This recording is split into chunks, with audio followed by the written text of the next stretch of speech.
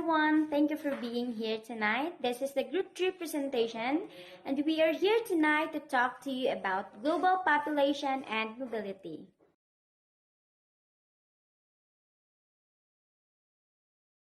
Before we proceed to our formal discussion, these are the things that you have to achieve at the end of this presentation. To identify the global city and megacity, to locate the countries belong to a megacity, to know the characteristics of global city, and to understand the global demography and its structures. Global city. A global city, also called the power city, world city, alpha city, or world center, is a city generally considered to be an essential node in the global economic system.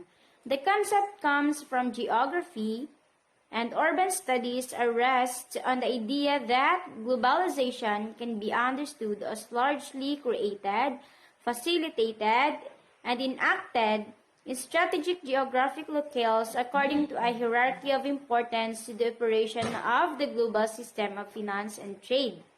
The most complex of these entities is the global city, whereby the linkage binding a city have a direct and tangible effect on global affairs through socio-economic means.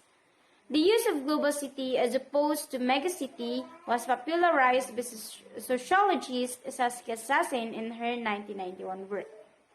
A global city, therefore, is the world's most important and influential city that covers the dimensions of the globalization. These dimensions are cultural experience, business activity, human capital, as well as political engagement. There are several ways in which a city can be considered as a global city.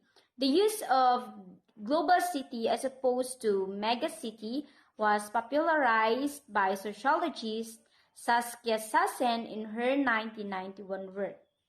Although the term world city, which refers to cities involved with a large amount of global business, more recently the term has been described as being synonymous with a city's influence and financial capital, with other factors becoming less relevant.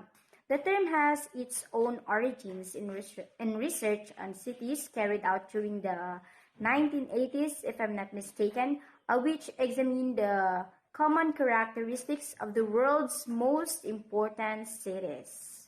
I'm Generosity Tablan and my topic is about megacity. A megacity is a very large city, typically with a population of more than 10 million people. The prefix mega means 1 million. However, the minimum size of megacity is usually supposed to be comprised between 4 and 10 million, depending on the source Daniel 2004. Well, megacities describe a city having a global power and central of tradings and industries. Though it was stated that mega means million, a megacity comprised of over 4 to 10 million people population.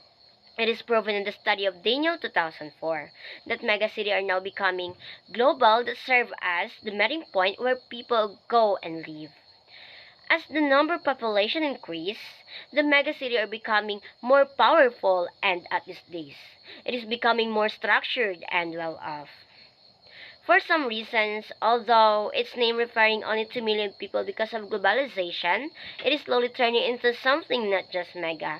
Globalization had to play a very important role in every city, and thus it is created a more subjective cities where connectedness of people are very highly observed and it is patronized very well.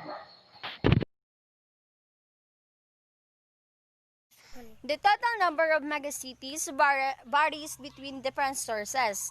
Just like in 2018, we had 33 megacity according to the UN. And also from 2020, we had 37 megacity according to the city population. And at the same year, we had also a record of 35 megacity according to the demography. Many of these urban agglomerations are found in China and India. So this urban agglomeration is the spatial concentration of economic activity in a city. However, the countries with the multiple megacities in the world are. So take note this, guys, because these countries might be the important detail in this megacities topic. So the four countries with multiple megacities are, first are United States, Brazil, Pakistan, and Japan. So these four countries might have two or more megacities in each country. So it might have two or something, three, four cities in the world. So next is the Africa. So the Africa are also had the megacities that are present in Nigeria, Egypt, and DRC, or the Democratic of the Congo. So it not only one continent but also megacities are also have in Europe. So European megacities are present in Russia, France, the United Kingdom, and Turkey. Megacities can also be found in Latin America. It is present in countries of Brazil, Mexico, Colombia, Peru, and Argentina. So lastly, the largest megacity in the world by some sources identify it is in Tokyo. It is the Greater Tokyo area. So, however, some also give the title to the Guangzhou that are located in the Pearl River in China. So, both of them are organized and titled as the largest megacity in the world that varies in different sources. There are arguments show that global cities are sharing the following characteristics. First, international first name familiarity, whereby a city is recognized without the need for a political subdivision. For example, although there are numerous cities and other political entities with the name Paris or variation on it, one would say Paris, not Paris, France. Like, if someone says Manila, it already means that Manila, Philippines. By saying the capital of the country, you will already know it, that what we call the first name familiarity. No need to say the exact location or name. Question number 2. Active influence and participation in international events and world affairs. For example, New York City is home to the United Nations headquarters complex and consequently contains a vast majority of the permanent mission to the UN. The the United Nations is headquarter of the New York City. The complex has served as the official headquarters of the United Nations since its completion in 1951. Number 3. The fairly large population, the center of a metropolitan area with a population of at least 1 million. Population has grown in metropolitan areas of all sizes, but most strongly in larger ones. Large metropolitan areas with over 1 million in inhabitants grew up a percentage point faster per year than smaller metropolitan areas. Hello everyone, my name is Jenny Rose L. Tamfuluk. At this point of time, I will be going to explain the topic that our leader, Lovelyn Santiago Dones, that assigned to me. I will be reading the question number 1 first. A major international airport, for example, London Heathrow's Airport, that serves as an established hub for several international airlines. In my point of view about this, which is these laws can exchange both international stocks, which is influence the whole world through increasing economy. For the question number 2, an advanced transportation system that includes several freeways, and or a large mass transit network offering multiple modes of transportation, example, rapid transit, light rail, regional rail, ferry, or bus. Well, for me, advanced communication influence modern world of our daily lives, which includes Wi-Fi, that is known cellular phone, and other lines of communication. The next general characteristics for global city is the international financial institutions. And in line with this is first, number one, the International Monetary Fund or IMF. This is an organization headquartered in Washington, D.C. Number two is the Multicultural Development Bank or MDBs. This includes the World Bank Group, Asian Development Bank, African Development Bank, and many others.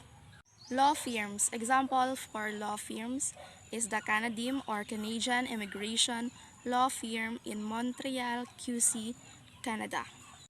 Corporate headquarters, especially conglomerates. So what is conglomerate? So according to Merriam-Webster, conglomerate is a large business that is made of different kind of companies. So for example, the Ayala Corporation, the Lopez Holdings Corporation. Stock exchange, for example, the London Stock Exchange, the New York Stock Exchange, or the Tokyo Stock Exchange that have influence over the world economy. So what is stock exchange? Stock exchange is a centralized location where the shares of publicly traded companies are bought and sold. Next characteristic is an advanced communications infrastructure on which modern transnational corporations rely, such as fiber optics, Wi-Fi networks, cellular phone services, and other high-speed lines of communication. Example for transnational corporation is the Nestle. So of course, Nestle needs to advertise or to market its product, and dyan pumapasok yung mga advanced communication infrastructure. Next is the world-renowned cultural institutions such as museums and universities. For example, in museums is the British Museum in London, Louvre Museum in Paris, and for example, in universities is the Stanford University and the University of Oxford. For another general characteristics of global city is a lively cultural scene including film festivals. For example, the Toronto International Film Festival premieres, a thriving music or theater scene, for example, West End Theater and Broadway, an orchestra, an opera company, art galleries, and street performers. For another example of film festivals is the MMFF or Metro Manila Film Festivals, New York Film Festivals, and the Venice International Film Festival. For another example of thriving music or theater scene is the Les Miserables, Phantom of the Opera, and the Miss Saigon of Lea Salonga. Next is the several powerful and influential media outlets with an international reach such as Associated Press, Reuters, the New York Times, or France Agence Presse. Global demography, human populations grow slowly, and the age structures, birth rates, and death rates of populations change only gradually. Epidemics and pandemics had huge effects on populations, but these effects were short lived and had little bearing on long term trends. In the past 50 years, however, this trend of long-term stability has given way to the biggest demographic upheaval in history, an upheaval that is still running its course. In the developed world, a sharp post-war rise in fertility was followed by an equally sharp fall. These changes in fertility transform age structures through the creations of a baby boom generations. The aging of these generations and continued declines in fertility and old age mortality are shifting the population's balance in developed countries from young to old. In the meantime, the developing world has experienced a population's explosions, the result of improved nutrition, public health, infrastructures, and medical care. In short, when you say global demography, it is the study of human populations. It could be the size, compositions, and distributions across space and etc. In global demography, human populations grow slow when it comes to the age structures, birth rates, and death rates. Because of this, the human populations grow slowly, through calculated by subtracting or gave some informations about it. So one of the huge effects of human populations is epidemics and pandemics. Well, these effects become an evidence suggests that epidemics and pandemics can have significant social and political consequences, creating clashes between state and citizens, eroding state capacity. Of course, these effects is only a small bearing when it comes to the populations. As time passes by, in the past 50 years, this trend of long-term stability has given or one important thing to the biggest demography in the history. This trend used to change. Because of this, it was part of our history and continues to be arising through the develop through the word the sharp post-war rise in fertility. This fertility is realized equally the view of all. That's why these changes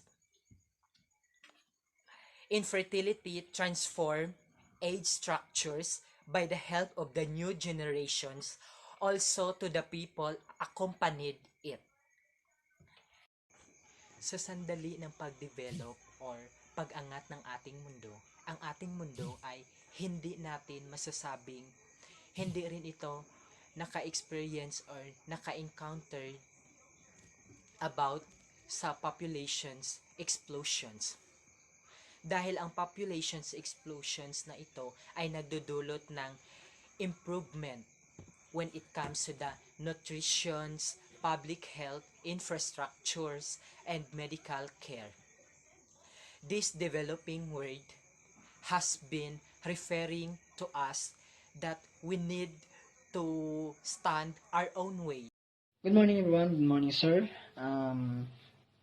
This time I will going to record the task that my leader assigned to me.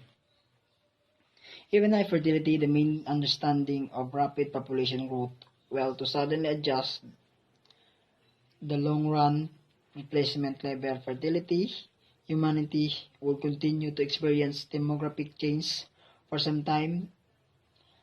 The rapid increase in the global has resulted in large number of people or of childbearing age over the past few decades. Well, for me, humanity will continue to experience demographic change for some times because a lot of humans didn't have enough knowledge on how they manage their lifestyle or how they were going to deal with pleasure. For me, population will rapidly increase because of some personality that other people have, like the people who was far from the city or live at the mountain top. I can say that they are one of the reasons why there was a rapid growth in population due to lack of information on how to control the growth of their family or the growth of their children, but also due to the improvement of globalization, these people already have the knowledge on how to control the rapid growth of population, and because of globalization, people are gradually learned, so that I can say that globalization is very important in everything. Globalization is very important because in exporting product and importing, people far from the city can get an ideas on how to use like for example a condom to prevent or to control a increase of a population. So, hello everyone. Population changes have potentially huge implications for the pace and the progress of economic development. The country has experienced a baby boom followed by a decline in fertility, and the relative size of the workforce is increased. Countries that are able to absorb the baby boom generation into a productive employment can experience a rapid increase in economic growth. Countries unable to take advantage of this opportunity run the risk of creating large chronically underemployed and increasingly relative working age population. So for me, I think the huge impact of population changes would be in the economic development, or I should say in the progressive economic development. Then if the population changes, countries may encounter or experience a significant increase to birth rate, and it would be followed by the declining or insufficient children to maintain their population size, but the workforce would increase. So if the countries already absorb or develop this baby boom generation into a productive employment, it will help them not just in economic growth but also in other aspects. So which means it is really good if the countries have absorbed it. Lastly, the countries who doesn't take this opportunity can affect their constituents, especially to the people who doesn't have work and any other cases. Thank you. Good evening, sir. Good evening, classmates. Here's my report or assigned report. So first, I read po muna. Um, Migration also alters population pattern. Globally, 191 million live in centuries other than the one in which they were born. On average, during the next 45 years, um, the United Nations estimate that over 2.2 million individuals will migrate annually from the developing to developed countries. The UN estimates regarding future migration are not very informative reflection of the inherent difficulty of constructing accurate projection of migration flows. According to them, population division, the United States will receive by the highest number of immigrants, 1.1 million a year, and China, Mexico, India, the Philippines, and Indonesia will be the source of immigrants. So, ang ibig niya pong sabihin, ang immigration daw, gina-change niya po ang population pattern, di ba? Meaning, hindi pare-pareho ang numbers ng tao per country. Usually, ang mga tao mas nag-stay pa sa bansa kung saan sila gina-immigrant compared sa bansa kung saan sila pinanganak. According po sa UN, ang United States ang pinakadamo nga mabaton nga mga immigrants, which is commonly ang mga immigrants nga halin sa mga bansa nga halin sa China, Mexico, India, Indonesia, kag Philippines. So that's all. Thank you. Immigration. Immigration process through which individuals become permanent residents or citizens of another country. Historically, the process of immigration has been of great social, economic, and cultural benefit to states. The immigration experience long and varied and has in many cases resulted in the development of multicultural societies. Many modern states are characterized by a wide variety of cultures and ethnics that have derived from previous periods of immigration. Migration is the international movement of people to a destination country of which they are not natives or where they do not possess citizenship in order to settle as permanent residents or naturalized citizens. That's all. Thank you. Hi, that's all for our video discussion. Thank you for watching. Hope you like it and God bless.